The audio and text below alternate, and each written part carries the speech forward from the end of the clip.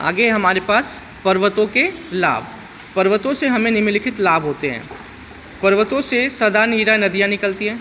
सदा नीरा का मतलब होता है जिसमें हमेशा पानी होता है। पर्वतों से निकलने वाली नदियाँ जो होती है ना, उनमें हमेशा पानी रहता है, जो मैदानों में आकर सिंचाई एवं घरेलू उपयोग के लिए जल प्रदान करता है। जब वो मैदान में आते हैं तो सिंचाई के लिए हम उस पानी का यूज़ कर सकते हैं। घरों में जो पानी यूज़ किया जाता है वो भी नदियों का पानी होता है। ये नदियाँ पर्वतों से लाई हुई मिट्टी को मैदानों में जमा करती है। पर्वतों से लाकर मिट्टी को कहाँ जमा कर देती है? नदियों में। यह मिट्टी बहुत उपजाऊ होती है। मिट्टी कैसी होती है? उपजाऊ। पर्वतों में अनेक जलप्रपात पाए जाते हैं। पर्वतों में क्या होते हैं? जलप्रपात होते हैं। जल से भरे हुए एरिया होते हैं जिसे जल विद्युत का उत्पादन किया जाता है। वहाँ पर जल विद्युत यानी जल से बिजली बनाई जाती है। विद्युत का मतलब बिजली होती है।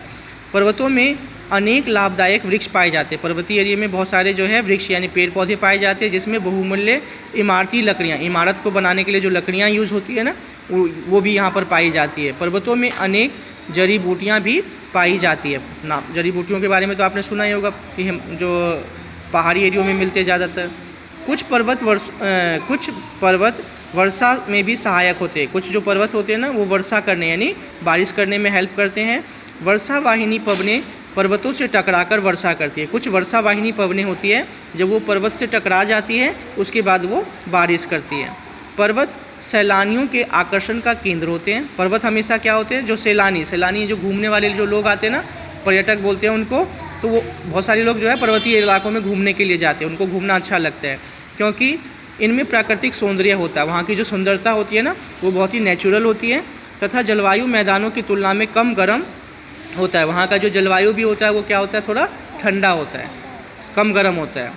फिर आगे है, पर्वत मनोरंजन के केंद्र भी है। पर्वत जो है वहाँ पर लोग मनोरंजन करते हैं। विभिन्न प्रकार के खेल, वहाँ पे बहुत सारे खेल भी खेले जाते हैं, जैसा paragliding, hang gliding, river rafting, ठीक है ना। इस तरह के कुछ खेल होते हैं जो पर्वतीय इलाकों में लोग ज़्यादा करते हैं, ठीक है। आगे हम पढ़ेंगे पठार के बारे में। हमने पर्वत के मैदान के बारे में पढ़ा और पर्वत के बारे में पढ़ा। अब तीसरी जो चीज़ हमारे पास है वो है पठार। यह भी उच्च भूमि है। ये भी क्या होती है? उच्च भूमि है, परंतु पठारों की ऊंचाई प्राय पर्वतों की तुलना में कम होती है। लेकिन जो पर्वत की तुलना में अगर हम कंपेयर करें पर्वत से, तो पठारों की जो ऊंचाई होती है थोड़ी कम होती है। पठार की ऊपरी सतह लगभग समतल होती है। पर्वत जो पठार होता है ना, उसका ऊपरी हिस्सा कैसा होता है? समतल होता है।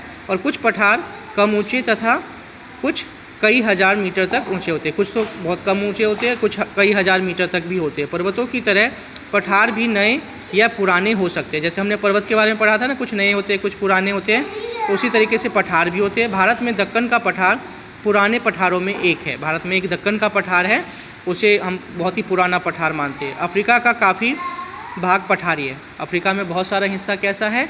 पठारी है। पश्चिमी ऑस्ट्रेलिया में भी एक विस्तृत पठारी क्षेत्र है। ऑस्ट्रेलिया के अंदर भी जो पश्चिम ऑस्ट्रेलिया है उस हिस्से में भी एक पठार क्षेत्र है। तिब्बत का पठार संसार का सबसे ऊंचा पठार है। तिब्बत सुना है कहाँ है? भारत के ऊपर वाले हिस्से में ना, कश्मीर, हिमालय के बाद कश्मीर के ऊपर क्या है? तिब्बत है। तो भारत में तिब्बत का पठार भी जो है, इससे विश्व की छत कहा जाता है। इसे क्या कहा जाता है? विश्व की छत। ये क्योंकि सबसे ऊंचा पठार है इसलिए इसे विश्व की छत कहते हैं। पठारों की उपयोगिता, ये हमारे लिए कैसे इंपॉर्टेंट होते हैं जो पठार होते हैं? तो पठारी क्षेत्रों की मिट्टी बहुत अधिक उपजाऊ नहीं होती। पठारी क्षेत्र जो हो, क्योंकि पथरीली भूमि होती है तो इसलिए बहुत ज़्यादा उपजाऊ नहीं होती है, परंतु पर्वतीय भागों की मिट्टी की तुलना में यह उपजाऊ होती है। लेकिन ये मिट्टी की तुलना में देखें तो ये थोड़ी उपजाऊ होती है। भारत के किसकी तुलना में? पर्वतीय क्षेत्रों की। मैदानी तो बहुत ज़्यादा उपजाऊ होती है, पर्वत की नहीं होती है, लेकिन पठार की जो है पर्वत की अपेक्षा जो है थोड़ी सी उपजाऊ होती है। दक्कन के पठार वाले लावे द्वारा निर्मित काली मिट्टी पाई जाती है। देखो भारत के दक्कन के पठार, हमने पढ़ा ना भारत में दक्कन का पठार है, वहाँ पर कैसी मिट्टी पाई जाती है? काली मिट्टी, जो किससे बना हुआ? लावे से, ज्वालामुखी वाली मिट्टी जो होती है, जो कपास की खेती के लिए बहुत ही अनुकूल है। और ये जो मिट्टी होती है काली मिट्टी, उसमें कपास की खेती बहुत अच्छी होती है, ठीक है। पठारी क्षेत्र प्राय खनिज संपदा में धनी होते हैं। जो पठारी क्षेत्र होते हैं वो कैसे होते हैं? खनिज संपदा। खनिज का मतलब क्या होता है? पेट्रोलियम, डीजल, केरोसिन, ये सारे जो होते हैं, और भी बहुत सारी खनिज संपदा होती है। तो ये सारी जो है वो कहाँ से मिलता है हमें? पठारी क्षेत्रों में ज़्यादा मिलता है। पठारी, ये अफ्रीका का पठार सोना तथा हीरो के खनन के लिए प्रसिद्ध है। अफ्रीका में जो है पठार वो उसमें क्या मिलता है, सोना मिलता है और हीरा मिलता है। ठीक है। भारत का छोटा नागपुर, भारत में एक पठार है जिसका नाम है छोटा नागपुर का पठार। लोहा, कोयला, मैंगनीज, वहाँ पर क्या मिलता है हमें, लोहा, कोयला, मैंगनीज आदि खनिजों में बहुत संपन्न है। ये सारे खनिज है, लोहा, कोयला, ये सारे खनिज है। पठारी क्षेत्रों में प्राय जलप्रपात भी पाए जाते हैं। पठारी क्षेत्र जो होते हैं उसमें क्या बनते हैं, जलप्रपात। भारत के कर्नाटक राज्य में स्थित जोग प्रताप एक प्रसिद्ध जलप्रपात, भारत में कर्नाटक के अंदर एक जोग प्रताप है जो बहुत ही प्रसिद्ध प्रपात है। ठीक है।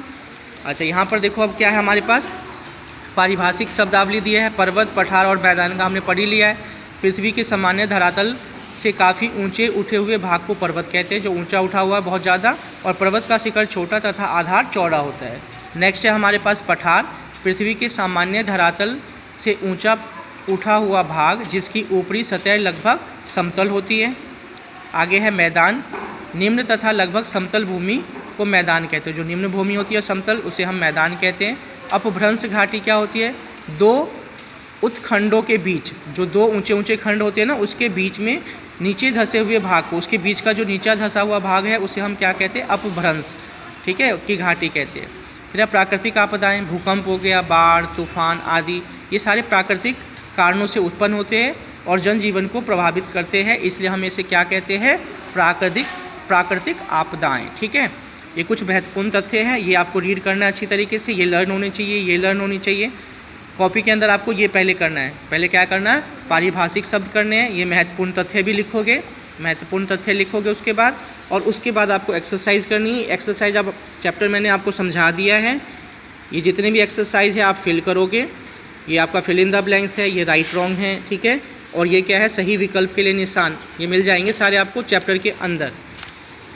ये अति लघु उत्तरीय प्रश्न, लघु उत्तरीय प्रश्न और दीर्घ उत्तरीय प्रश्न, ये सारे जो है आपको चैप्टर के अंदर मिलेंगे। जिसमें आपको डाउट हो, जो आपको समझ नहीं आएगा, आप मेरे को बताओगे तो मैं उसका बता दूंगा आंसर। ठीक है। लेकिन ये आपको खुद करना है, ढूंढ के करना है, ये चैप्टर के अंदर है सारा। ठीक है।